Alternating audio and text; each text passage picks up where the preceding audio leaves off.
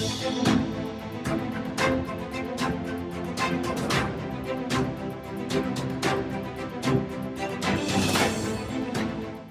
3 महीनों तक चली कांग्रेस सांसद राहुल गांधी की भारत जोड़ो न्याय यात्रा का 17 मार्च को समापन हो गया। राहुल गांधी ने मुंबई में अपनी भारत जोड़ो न्याय यात्रा को समाप्त किया। इस अवसर पर मुंबई के शिवाजी पार्क में मेगा रैली का आयोजन किया गया। आपको बता दें कि राहुल गांधी मुंबई में जन न्याय पदयात्रा कर रहे हैं। इंडी गठबंधन के कई बड़े नेता इस रैली में शामिल होने के लिए मुंबई पहुंचे थे। आपको बता दें कि 14 जनवरी को भारत जोड़ो न्याय यात्रा की शुरुआत राहुल गांधी ने मणिपुर से की थी। भारत जोड़ो न्याय यात्रा की समाप्ति को लेकर राहुल गांधी ने सोशल मीडिया साइट एक्स पर पोस्ट शेयर किया था। उन्होंने लिखा कि भारत जोड़ो न्याय यात्रा का आज समापन है, पर यह अंत नहीं, न्याय की लड़ाई का आरंभ है।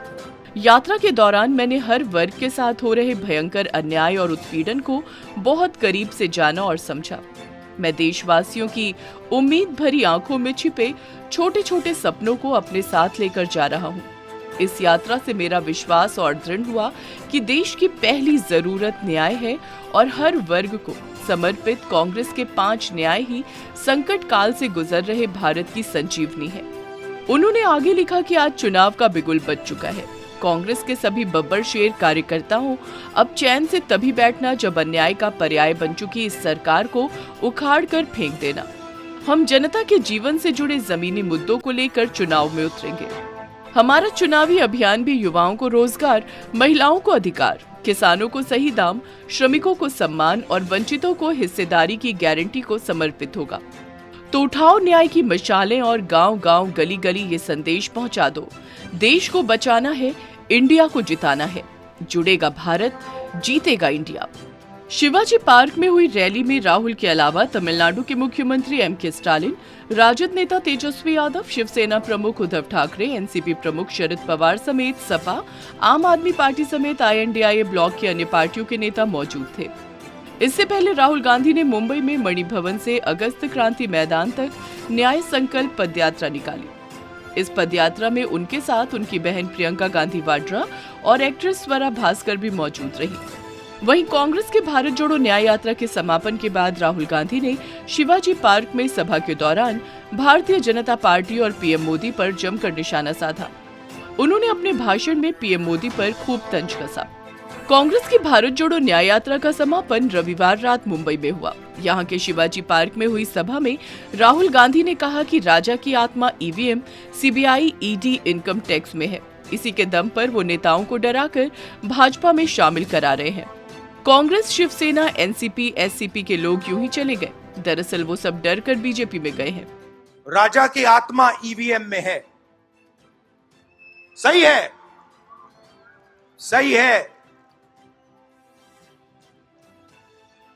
राजा की आत्मा ईवीएम में है।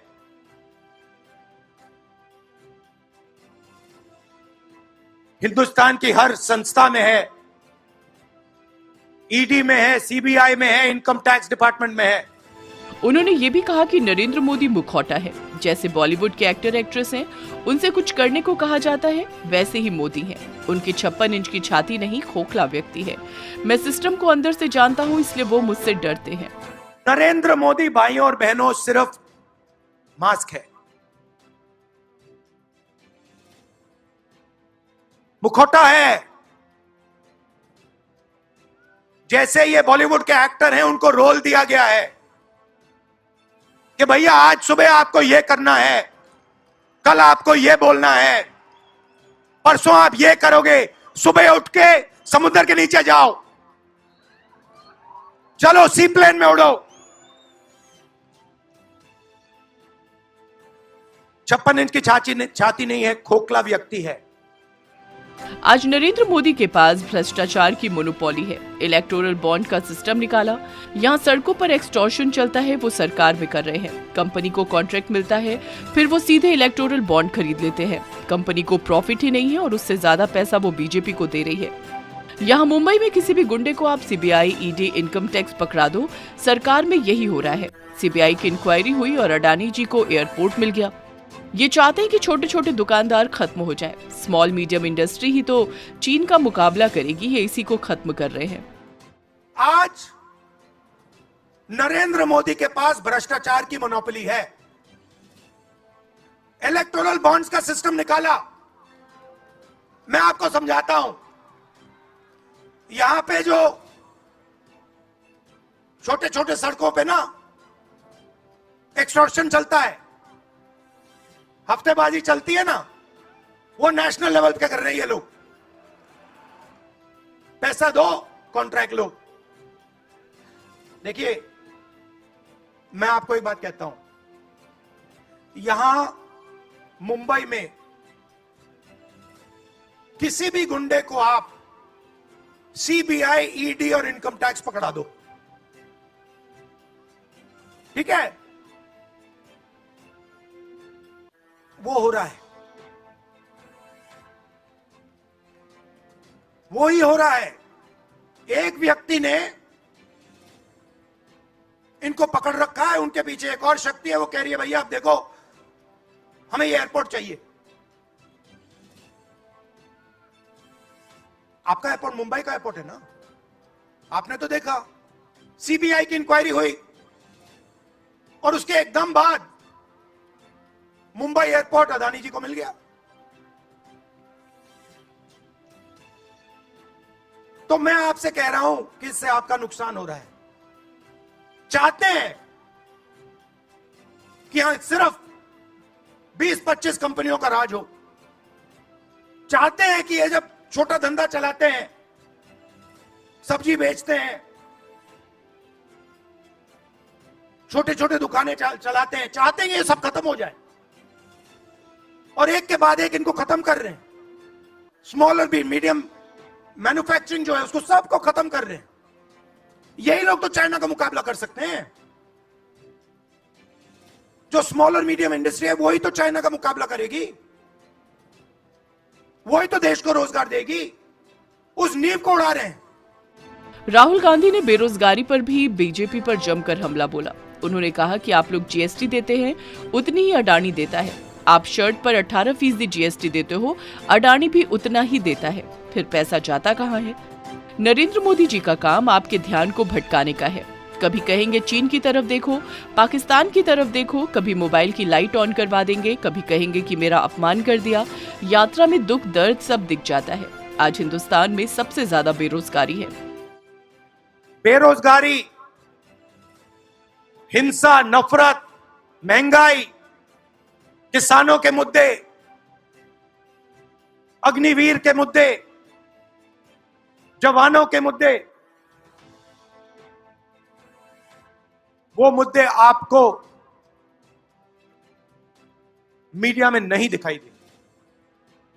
इस देश को 90 अफसर चला रहे हैं। मैंने सिस्टम को अंदर से देखा है, इसीलिए मोदी जी मुझसे डरते हैं। मुझसे कुछ नहीं छिप सकता। उन अफसरों में 3 पिछड़े हैं, 3 दलित हैं। पॉलिसी ये 90 लोग बनाते हैं। ये सच्ची शक्ति हिंदुस्तान को चला रही है। यहाँ किसी ने ईवीएम की बात की। ईवीएम के बिना नरेंद्र मोदी चुनाव नहीं जीत सकते। हमने चुनाव आयोग से कहा कि विपक्षी पार्टी को ये मशीन दिखा दीजिए, ये कैसी चलती है ये दिखा दीजिए। हमने कहा कि वोट मशीन में वोट नहीं है, कागज में है। वो कागज की गिनती नहीं करते। मैं आपको बता रहा हूं, ईवीएम के बिना नरेंद्र मोदी चुनाव नहीं जीत सकता है। इलेक्शन कमीशन से हमने कहा कि एक काम कीजिए, विपक्ष की पार्टी को ये मशीनें दिखा दीजिए, खोल के हमें दिखा दीजिए ये कैसे चलती हैं, हमारे एक्सपर्ट्स को दिखा दीजिए। इलेक्शन कमीशन नहीं दिखा। फिर हमने कहा देखिए इसमें से कागज निकलता है, वोट मशीन में नहीं है, वोट कागज में है। ठीक है, आप मशीन चलाइए मगर कागज की भी गिनती कर दीजिए। इलेक्शन कमीशन कहता है नहीं, कागज की गिनती नहीं होगी। राहुल बोले 22 लोगों के पास उतना धन जितना 70 करोड़ लोगों के पास है। चीन में एक शेनझेन है, धारावी शेनझेन का मुकाबला कर सकते हैं, बस उनके लिए बैंक के दरवाजे तो खोलिए। यहाँ 22 लोगों के पास उतना ही धन है जितना हिंदुस्तान के 70 करोड़ लोगों के पास है।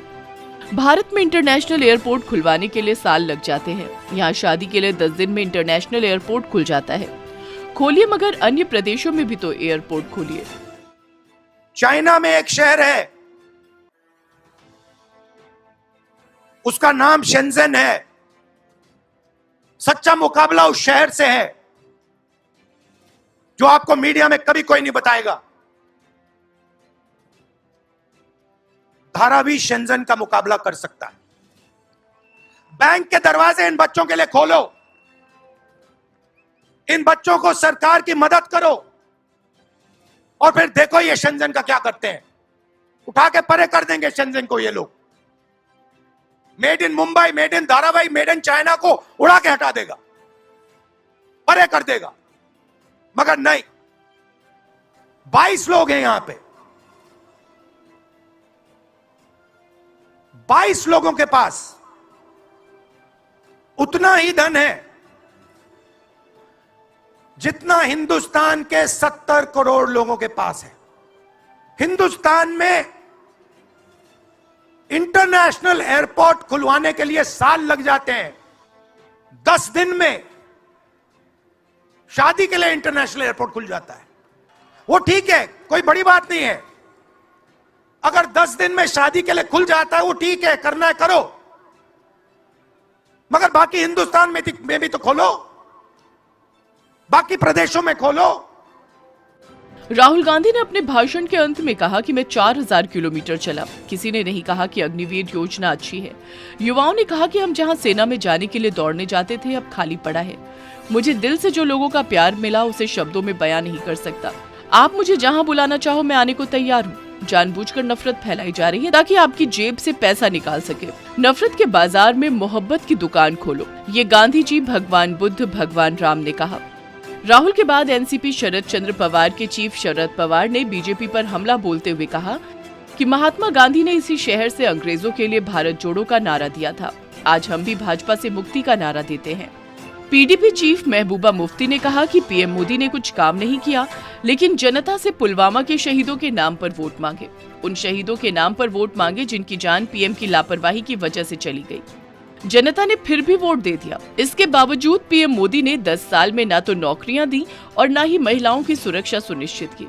वहीं बिहार के पूर्व उप मुख्यमंत्री तेजस्वी यादव ने कहा कि मोदी शाह से हमारी व्यक्तिगत लड़ाई नहीं है। हमारी लड़ाई तो उन लोगों से है जिन्होंने आजादी की लड़ाई में भाग नहीं लिया। हमारी लड़ाई उन लोगों से है जिन्होंने अपने दफ्तरों में तिरंगा न फहराया हो। आज वो कहते हैं कि उनसे बड़ा देशभक्त कोई नहीं है। तमिलनाडु के सीएम एम के स्टालिन ने कहा, हमने जनता की सेवा के लिए राजनीति में प्रवेश किया। राहुल गांधी ने भारत के दिल को समझने के लिए पूरे भारत का दौरा किया। ये भारत को पुनर्स्थापित करने की यात्रा है जिसे बीजेपी ने नष्ट कर दिया है। जम्मू कश्मीर के पूर्व सीएम फारूक अब्दुल्ला ने कहा कि राहुल गांधी को मुबारकबाद देता हूं जिन्होंने भारत को देखा है। असली भारत दिल्ली में बैठकर नहीं बल्कि गांव-गांव जाने से दिखता है। इंडी गठबंधन की सभा में सपा के मुखिया अखिलेश यादव शामिल नहीं हुए। उन्होंने पत्र के जरिए अपने न आने का संदेश कांग्रेस को दिया था। अगर आपको हमारा ये वीडियो पसंद आया हो तो इसे लाइक, शेयर और चैनल को सब्सक्राइब जरूर करें।